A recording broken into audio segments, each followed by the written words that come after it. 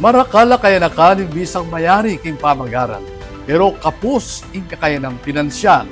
Inya naman keti yaman tabi ing Alay Lakad Foundation king San Fernando, Pampanga, magsopan lareng akwa ing paninap. King darata nga November 27, alas 6 ning abak, pasibayo yang ganapan ning Alay Lakad 2025 Annual Walk for a Cause, amayari king Grandstand Sports Complex king syudad ning San Fernando. Kilob ning migit adwang dekada kapag nasaning banwa na aktibidad ing makalikom o makatipo na pondo para kareng out of school youth. Bang adi ng lareting pamikatago na isundo ing karelang pamagaral at akwa ing karelang panina. For this year po, yung target tamong participant from across different sectors, 3,000 participants. For this year, yung target tamo pong scholar at 100 scholars po. Then, burita mong sopan kening kaya katamong Alay Lakad Walk for a Cause. Target ning amanuang aktibidad ing makasawop makapag-aral kareng dinala na scholars ibat king San Fernando.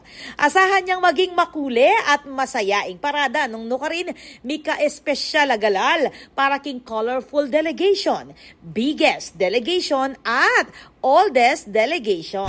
Lalo na yung mga out of school youth, yung mga nahinto ng pag-aaral for 5 years or more. Yan po talaga yung mga target namin na tulungan. Kasi wala man silang kapasidad na mag-aral dahil napipigilan sila dahil sa financial na problema. One way of helping siguro is yung pabigyan sila ng financial assistance kahit na sa hindi ganun kalaki. Pero nagbibigay po tayo ng financial assistance kaya nga po may mga scholars tayo.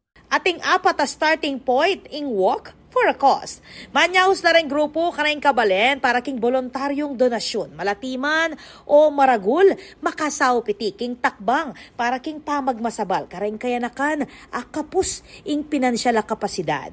Lalam ning temang every step counts, every support matters. Balaw siyang kukulay ting Alay Lakad Committee king publiko na makisanmetong at maglakad para king arapan dareng kayanakang Fernandino. At katanda kayo po na kayong November 27, niyabe-abe tamo po at kayong alas 5 na po ning abak.